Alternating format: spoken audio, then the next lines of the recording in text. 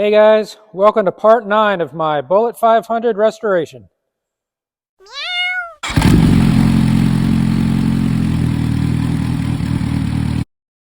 Okay, so we're finally putting on the top end. That includes the barrel, aluminum head, exhaust, carburetor, and air filter.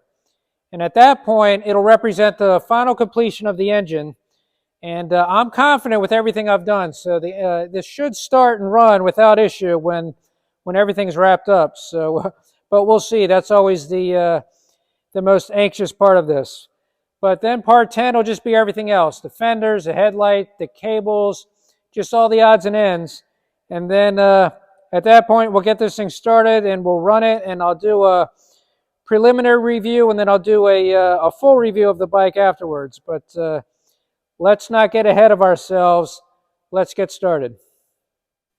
Okay, the first thing to do is just put the studs back into the crankcase, and I have everything marked, even though I think these are actually all identical. I think the one in the middle is supposed to be a little different, but I'm not seeing any difference. But I'll put them back in the order I took them out, and I'm going to leave the rags here and just kind of work around them, because you don't want anything falling in here. It's just not worth the risk.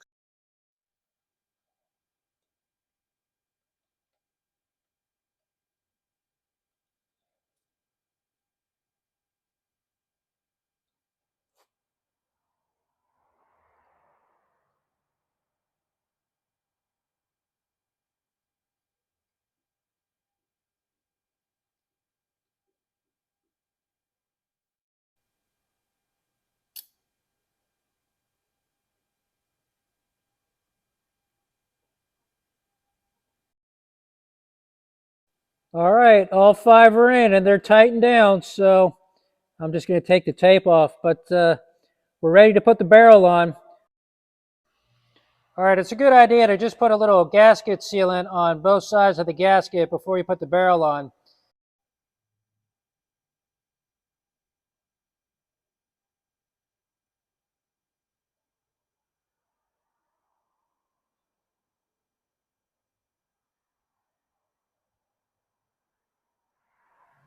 Okay, so there are 2 gaskets. There's the one that goes between the barrel and the crankcase, and then there's the head gasket. And it's important to get these right. So this one is basically a paper gasket, and then the head gasket's copper. So don't get those mixed up.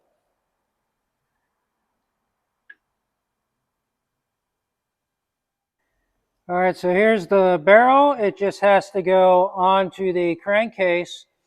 I've got to get the piston hooked onto the rod of the crankshaft, and it's just going to be a little fiddly. This is not a fun part, but it's all doable. I just got to get the rings compressed and pushed down. I'll show you how to do that.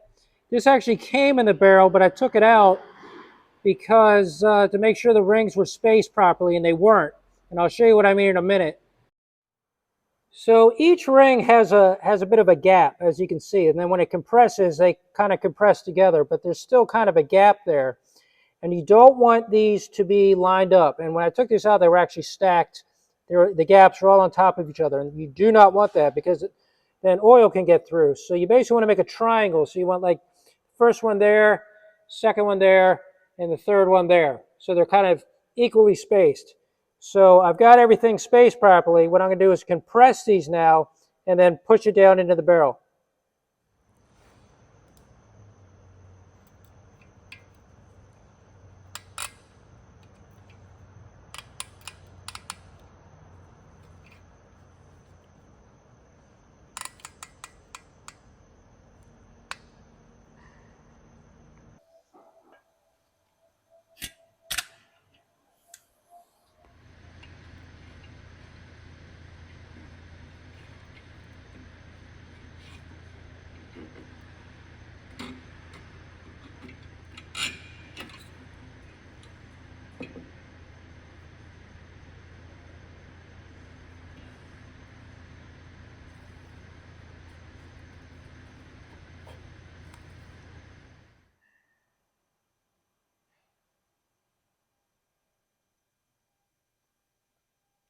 Just about got it lined up.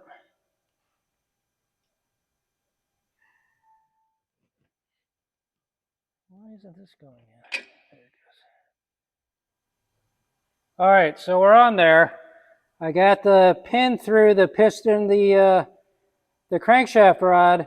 So now I just have to put the two clips on each end to hold the pin in, and then I can finally push this down, and the barrel is on.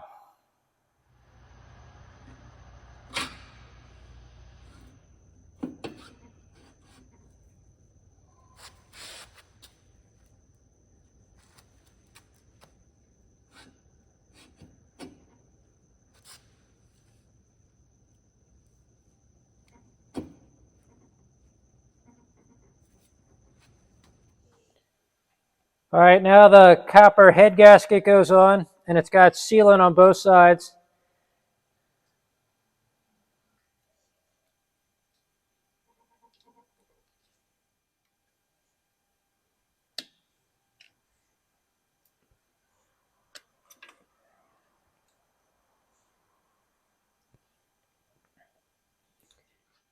As you can see, it's a tight fit, but just work it on there. And it fits well, but it's a little finicky to get on.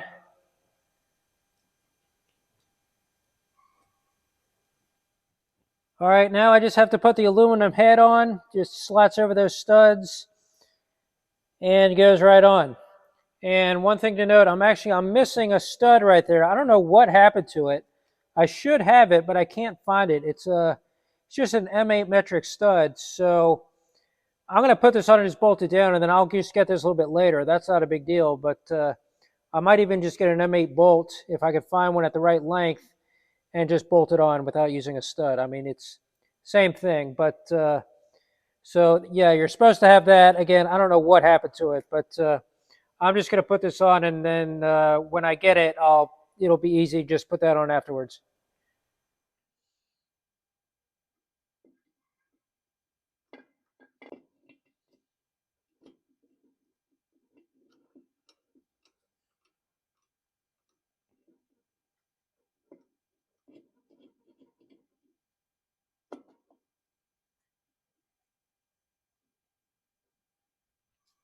So one thing to note, there's a little recessed circle in here that goes over kind of a lip. It's kind of hard to see on the barrel, and it hasn't gone over it yet. You can see there's a little bit of a gap. So this one's a little notorious for being tight, getting that on there. So just you're going to have to wrestle with it a little bit and push, but it'll get on there. And then when you bolt it down, that'll push it home if it's not 100%.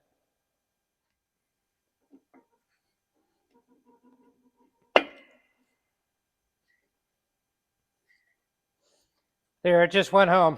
Hey!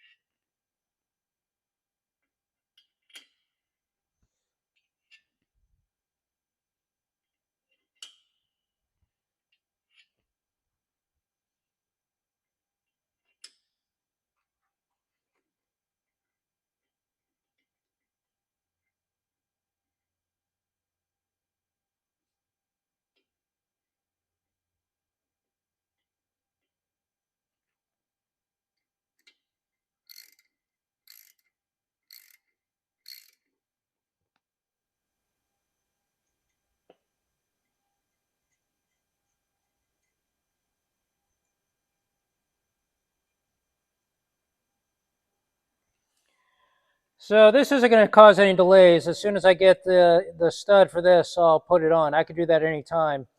But next is going to be to put the valve bearings on and the push rods, and then the covers, and then the barrel and the head will be complete. I'm also, remember when I took out the decompression valve? That's where it goes right there. So I'm going to put the blank I have in there now. I'm also going to put the spark plug in on the other side just so there's no open holes. And we are on our way. Guys, check it out. I found the stud. So now that side's torqued down and that side's torqued down. So now the head is completely on. And the only thing I'm missing is I can't find the little nut for that one little stud right there for the barrel. But that's not a big deal. I'll just pick that up tomorrow and torque that down. But we're looking good. All right, here's a blank where the decompression valve went.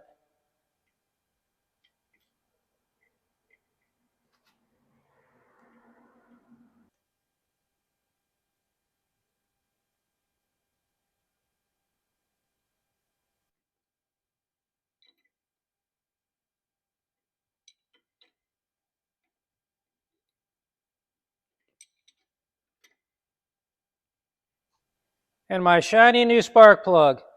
And I'm not going to torque this down because I'm going to want to kind of take it on and off if I need to move the piston and not have compression. So for now, I'm just going to hand tighten this one.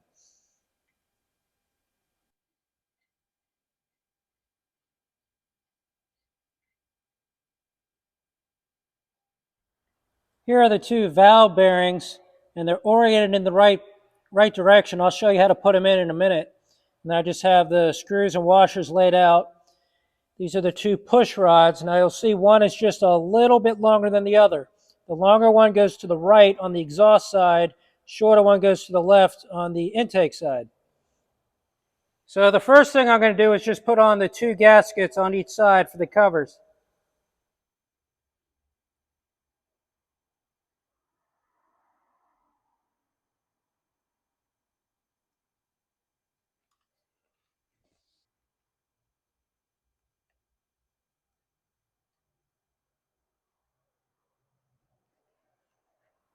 So I took the side cover off just so you can see where the push rods are going to land, and this is also where you adjust them. And these are connected directly to the cam gears, and they go up and down, and that's what controls the opening and closing of the valves. Okay, and just remember that the longer one goes to the right, or the exhaust side, with this little kind of bolt area goes down, and it just drops right down. And the shorter one on the intake side.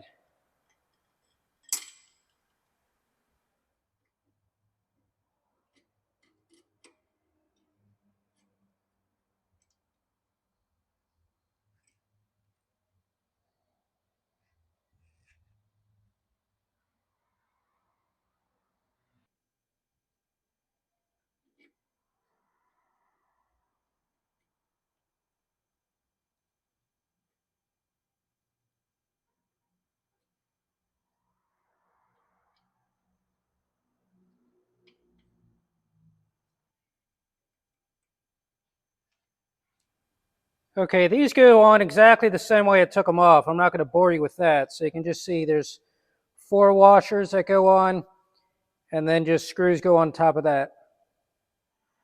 Okay, so orienting these is pretty simple. So kind of wider screws in the back and narrow in the front, and then you always want to have that curve kind of facing you on both sides. And then the way the arms work, you want just the pointy end going into the push rod, and then the flat end pushing up against the valve. And it's that simple, and that's how you put them on. And as far as how you adjust these, you do it right here. And what you want is you want to be able to freely spin it, but you do not want any up and down movement. So I've got these both adjusted now. So you can see they freely spin, but there's no up and down movement. And how you adjust them, there's a lock nut right here on both sides. So you get a wrench and you hold this top part, loosen the lock nut, and then you adjust it here. So you unscrew it to make it longer, and you screw it in to make it shorter. And just adjust it to the point where you can freely spin it, but there's no up and down movement. And you can, this one's nice and tight, but freely spins. Same with this, no up and down movement, but freely spins. So these are adjusted, and I would have showed you, but it's so tight in here, I'm just kind of blocking the camera when I try to do it. But that's how you adjust them. It's very simple. And just you check these periodically just to make sure that they remain that way. And if anything gets loose or too tight, you just adjust it. So this is how you adjust your valves right here. And the covers just go over the remaining studs. And this one's kind of tight, but just kind of work it on.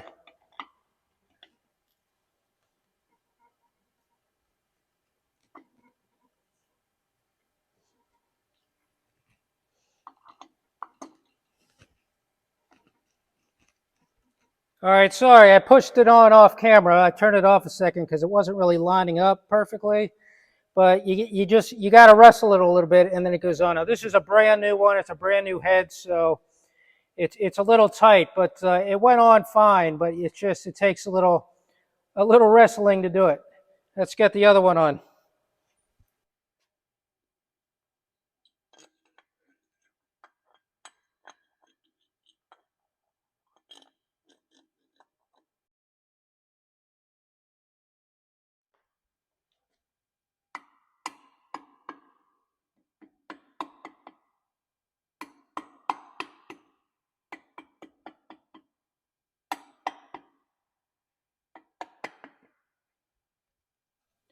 All right, it's on there. It took a little persuasion. Everything's new, so I guess it's just really tight, but it's on. Everything's fine. Now let's just get the bolts on.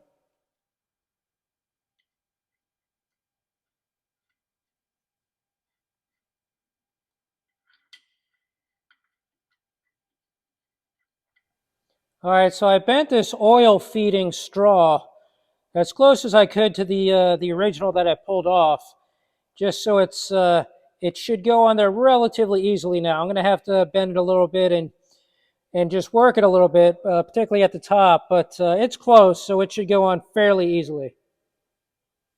Okay, the bottom of it bolts on right there, and then it snakes up and bolts on there and right there. So how this works, these bolts are hollow, and they have 3 holes in it going around. This is one of them, and I've marked each one. And then you can see it's hollow on the end of the screw, so oil flows and goes through the hole there, and then it'll go into one of these 3 holes, and then out the end, and that's how it gets oil to the top end. So what I'm going to try to do is I'm just going to try to line up one of these 3 holes as close as I can to the outlet right there, so it's not just kind of like a metal wall against it.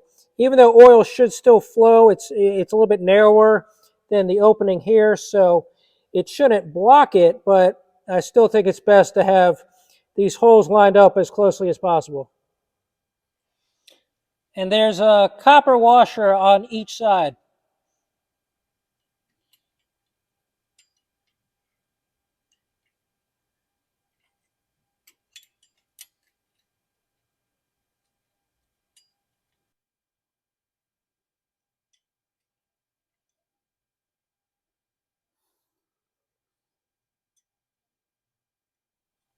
All right, I'm not going to tighten this down yet because I want it to swivel a little bit so I can get these on. And it's actually pretty close. What I'm going to do is I'm just going to bolt that one down, and then I'll sort of bend this one into place. And if I have to kind of bend the middle section a little bit just to get everything into proportion, I'll do it. But it's close. It's better than I expected.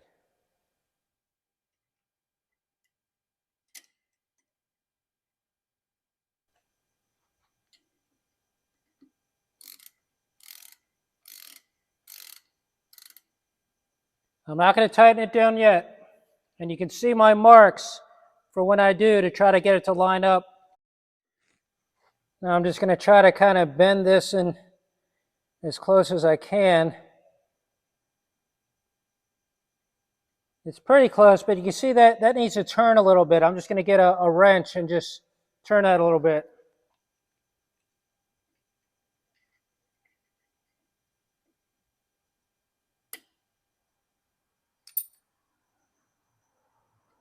That's pretty close now.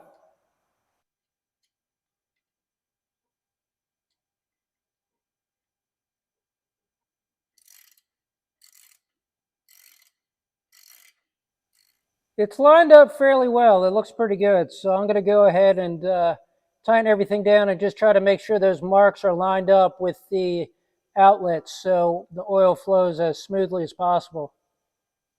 Everything is now tightened down, and see if I can get it there. You can see that the mark lines up with the end of the tube, so the holes are aligned, so oil should flow freely. Same on that side. If you can see, the mark lines up right with where the tube ends, and I have it the same on the bottom. You're not gonna be able to see it down there, but everything's lined up, so we're now good to go here. All right, well, we're going to have to end the video here because I've hit another snag. You know, this bike likes to fight me every step of the way, but it's another parts issue. The exhaust header pipe I got does not fit at all. I mean, it's a complete mismatch. It's apparently designed solely for a right-hand shifting bike. Mine is a left-hand shifter with the brake on this side. And it not only does it not clear the brake, but the brackets doesn't line, I mean, it doesn't line up at all. It's completely the wrong pipe. So, you know, there you go. Even though on Hitchcock's website, it says nothing about that. It simply says fully compatible with all bullets between like 99 and 2007. And this is a 2006. So, you know, misrepresentation again on their part. It's frustrating, but it is what it is. So in the next video, what I'm going to do is I'm going to focus on the carburetor, get that rebuilt, show you how to rejet it, and you know, clean it up, rejet it, and I'll put that on with the new air filter. But I mean, so far everything's going well. That, you know, that's on here, but you know, it's frustrating when I hit problems like this. But anyway, thanks again for watching. We're again going to end it here. If you're new, definitely subscribe and stick around. And everyone, please like and leave a comment. All of that definitely helps the channel. So please, please, please. And I'll be back soon. So when the bike's done, I'll finally be able to review my Ducati. But wait a minute. What is this? Where did this come from? Stay tuned.